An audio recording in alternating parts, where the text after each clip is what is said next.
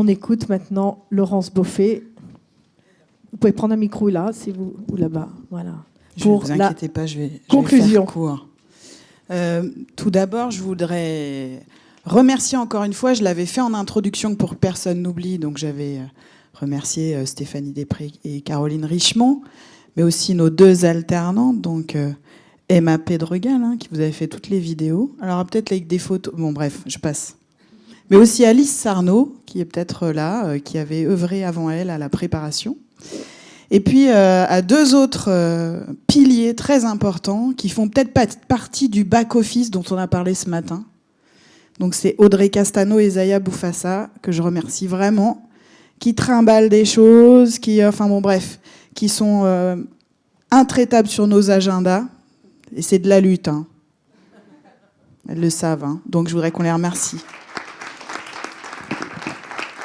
Et puis l'équipe de Tempo, bien entendu, encore une fois, avec Lucie Verchères et Patrick Vassalo, Marina, qu'on a vu là, et plein encore d'autres gens. Et on est content que Tempo grossisse et de nouveaux adhérents. Voilà, je l'ai dit, c'est important d'avoir des équipes à la fois de chercheurs, de citoyennes, citoyens, de collectivités, d'agents publics, mais aussi d'entreprises qui fassent partie de ce réseau sur les politiques temporelles.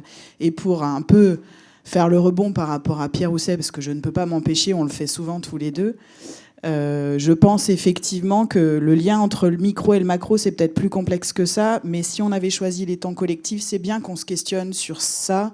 Qu'est-ce qu'on doit faire de ces temps collectifs ? Quelque part, comment on imagine la société de demain et celle que l'on voudrait avoir ?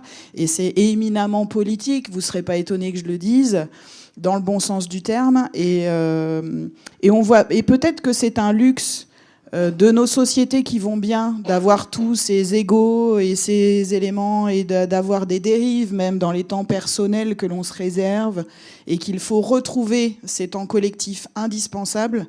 De fait, soit on les subira, soit on les choisira. Et c'est peut-être ça qu'il faut qu'on travaille tout de suite. Et il y a peut-être quelque chose dont on n'a pas parlé, c'est aussi le temps que nous laisserons aux générations futures. Et il faudra qu'on laisse un temps de qualité à nos générations futures. Et si la transition doit travailler quelque chose, c'est cela aussi. Et ça nous oblige.